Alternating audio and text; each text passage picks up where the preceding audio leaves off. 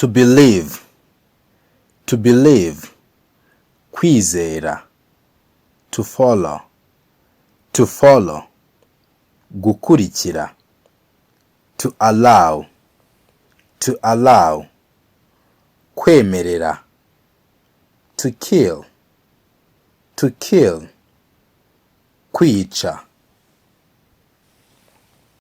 to control, to control, kugenzura, to cough, to cough, gukorora, to marry, to marry, kurongora, to reply, to reply, gusubiza.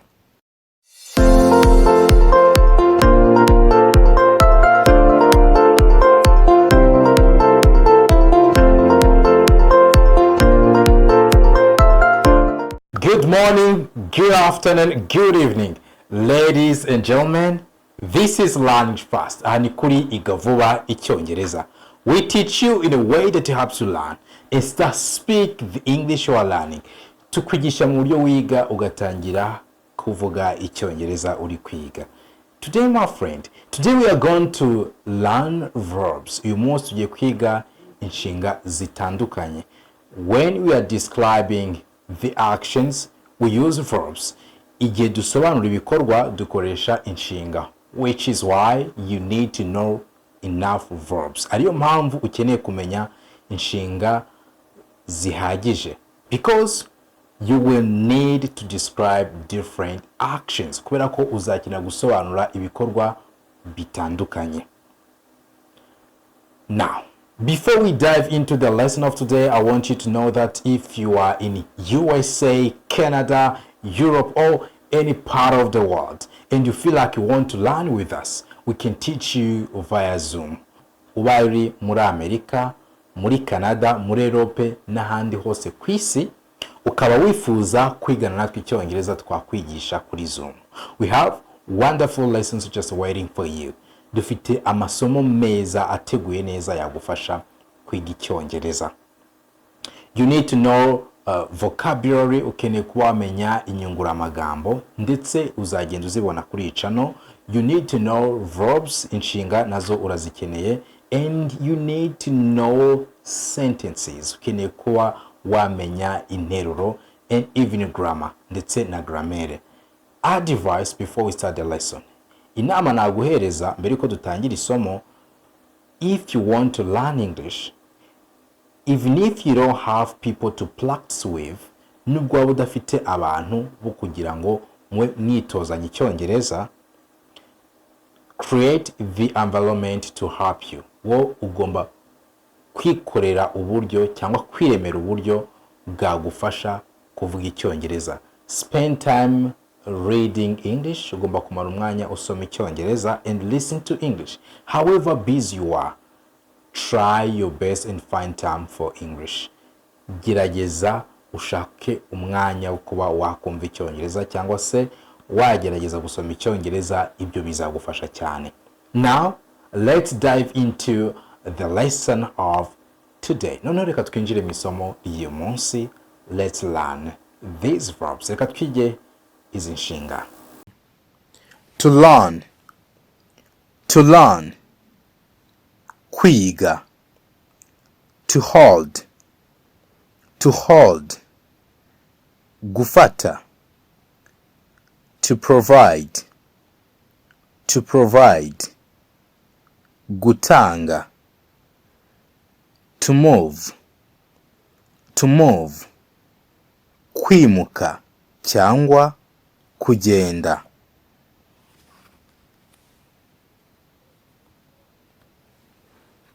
To believe, to believe, kwizera, to follow, to follow, gukurikira, to allow, to allow, kwemerera, to kill, to kill, kwica, to defend, to defend, kurengera, to die, to die, gupfa, to appear, kugaragara,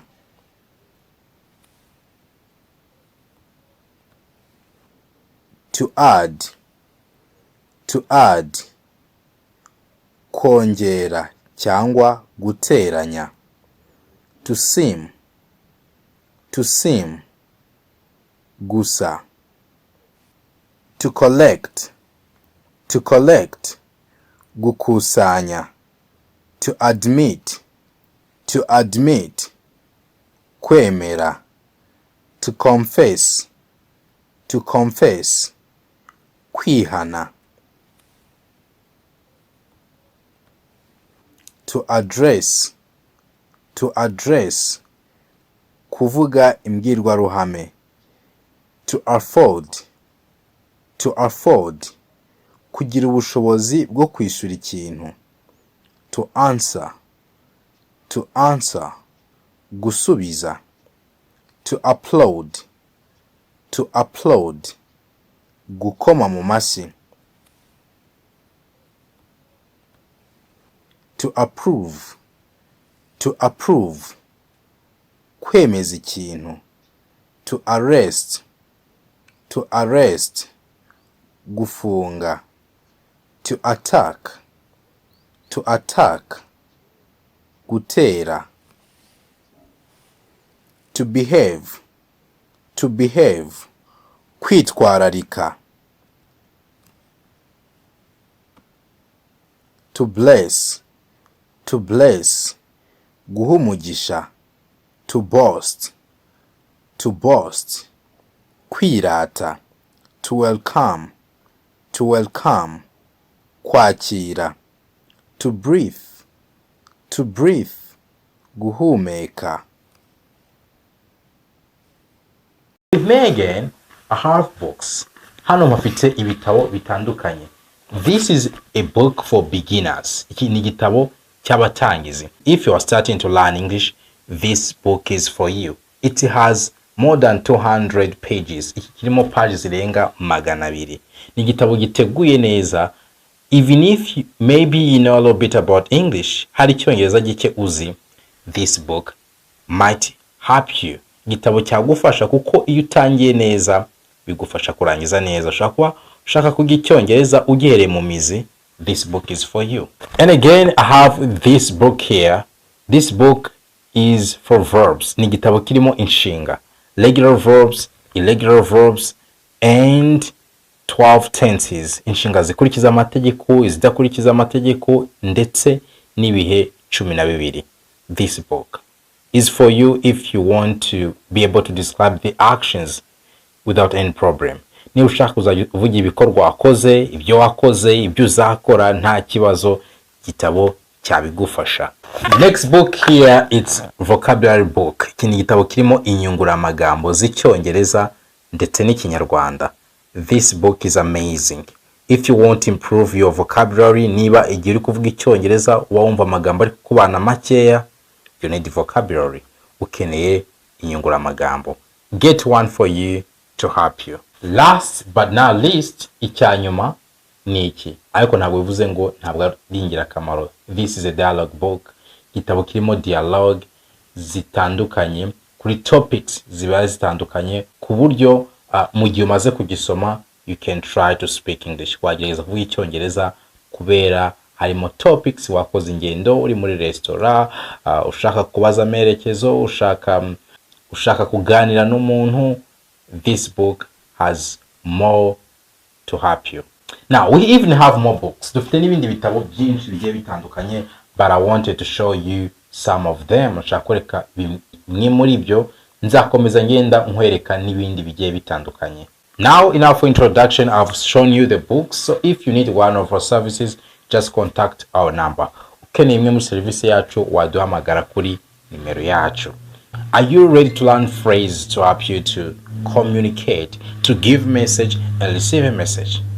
If you are, let's dive into the lesson of today. Reka twinjire mu isomo ry'uyu munsi. Let's learn these phrases. To broadcast, gusakaza, to exclaim, kwiyamira, to bury, gushyingura, to seize, guhagarika, to check, kugenzura, to accompany, guherekeza, to sow, kubiba, to compare, kugereranya, to conclude, kwanzura, to doubt, gushidikanya, to contest, kurushanwa, to extend, kwagura, to control, kugenzura, to cough, gukorora, to marry, kurongora, to reply, gusubiza, to cover, gutwikira, to speak up, kuvuga cyane, to sin, gukora icyaha, to cancel, kugira inama, to last, kurarikira, to dance, kubyina, to decay, kubora, to increase, kongera, to decrease, kugabanyuka, to dedicate, gutura, to delay, gukereza, to deny, kwanga, to park, gupakira, to park, guparika, to depend, gushingira, to destroy, kwangiriza, to determine, kwiyemeza, to exchange, guhindura, to differentiate, gutandukanya, to differ, gutandukana, to bow, kunama, to respect, kubaha, to diminish, kugabanya, to discover, kuvumbura, to dry, kumutsa, to earn, gukorera amafaranga cyangwa ikindi kintu, to invest, gushora, to endure, kwihanganira, to flatter, kuryosa, to humble, guca bugufi, to feel, kuzuza, to flee, guhunga, to steal, kwiba, to float, kureremba, to gain, kunguka, to preach, to preach, kubwiriza, to sympathize, to sympathize, kwifatanya n'undi mu kaga, to stare, to stare, kwitegereza, to guard, to guard, kurinda, to type, to type, kwandikisha phone cyangwa mudasobwa, to rain, to rain, kugwa kw'imvura, to set, to set, kurasa kw'izuba, to smell, to smell, guhumurirwa, to guide, to guide, kuyobora, to heal, to heal, gukiza, to hinder, to hinder, kubangamira, to trust, to trust, kwizera, to hope, to hope, kwiringira,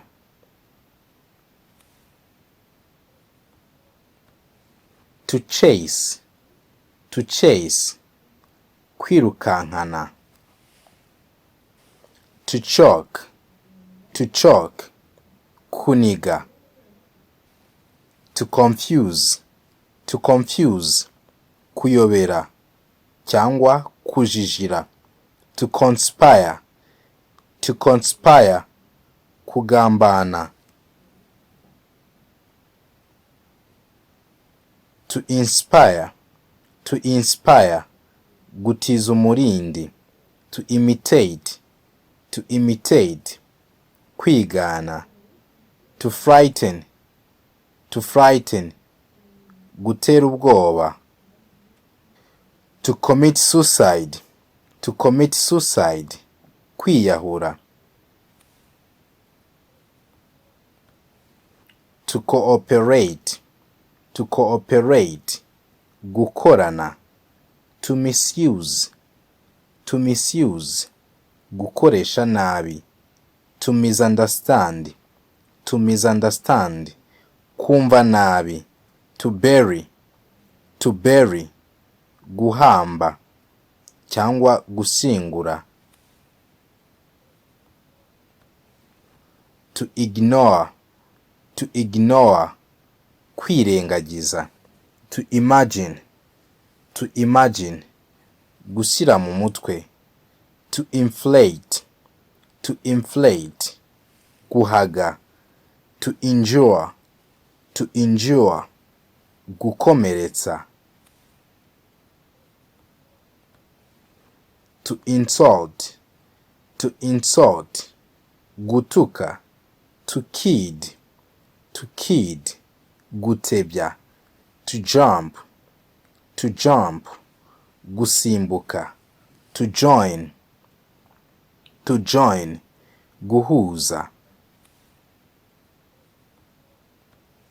to kiss, to kiss, gusoma, to hiss, to hiss, kuvugiriza kw'inzoka,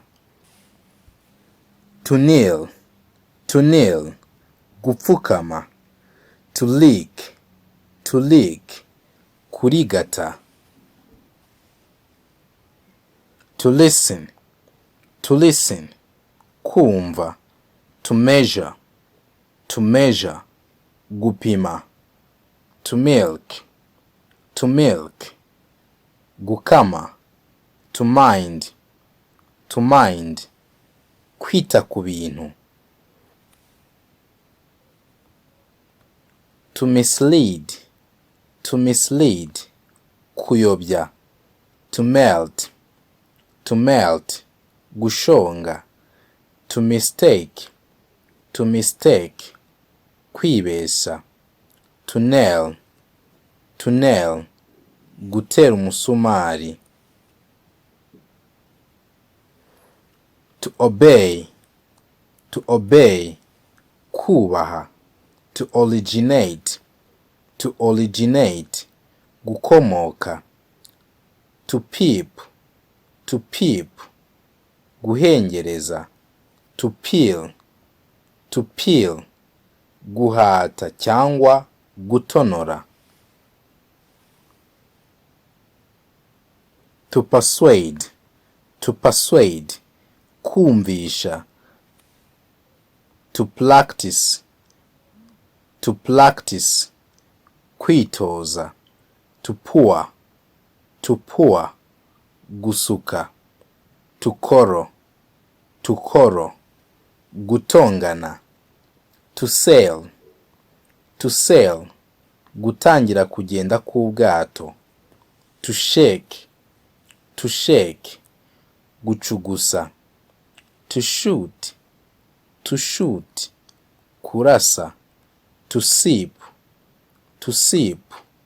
gusogongera, to sink,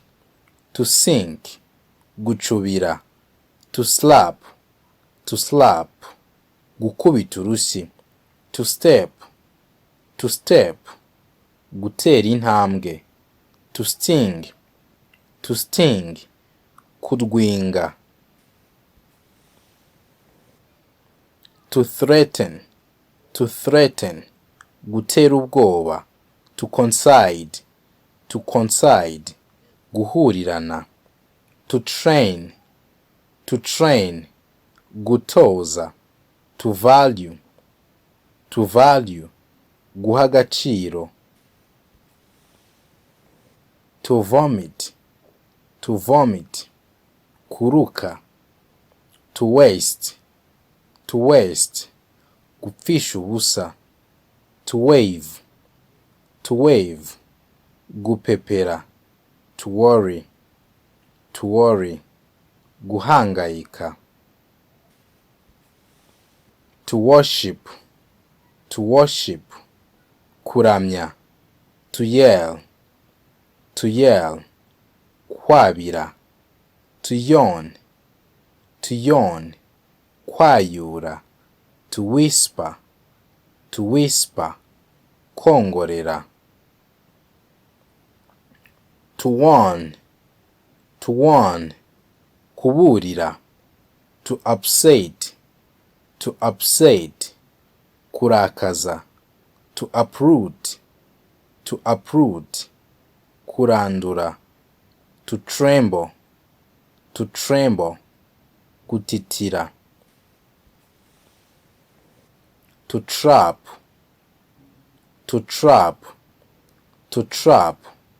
gutega, to touch, gukora ku kintu, to tax, gusoresha, to sweep, gukubura, to swallow, kumira, to suck, kunyunyusa, to state, kugaragaza, to squeeze, gukanda, to sneeze, kwitsamura, to promote, guteza imbere, to advert, kwamamaza, to spread, gukwirakwiza, to shrink, kugabanyuka, to seek, gushakisha, to invent, kuvumbura, to secure, kurinda, to search, gushaka, to scare,